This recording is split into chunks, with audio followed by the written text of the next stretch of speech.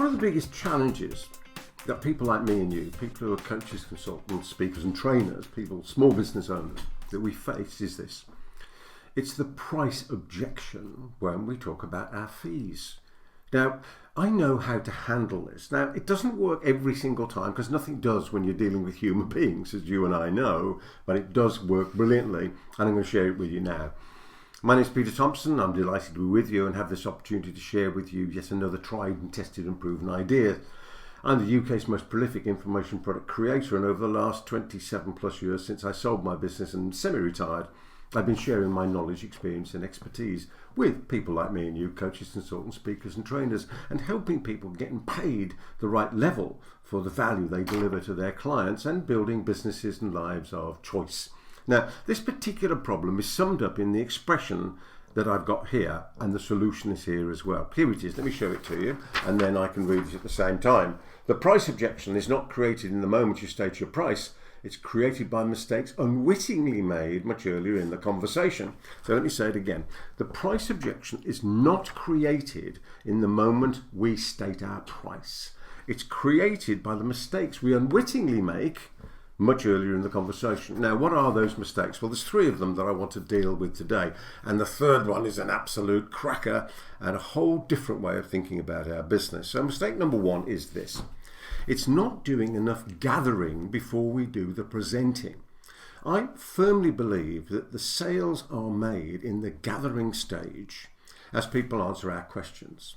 But more of that on another day into some detail. But if we're spending too short a period of time just on the gathering rather than want to jump straight into the presenting, which a lot of salespeople do, by the way, then we get that bit wrong. I know when I used to be out there selling training, which I don't do today, but when I was selling training, if I had an hour's meeting with a sales director, because I was talking about sales training, I'd probably spend 45 minutes on the gathering and 5 or 10 minutes on telling people what I did, because the gathering is the critical stage. So that's a mistake that we can make far too early, is not spending enough time gathering. Number two is not using any form of contrast when we talk about that price.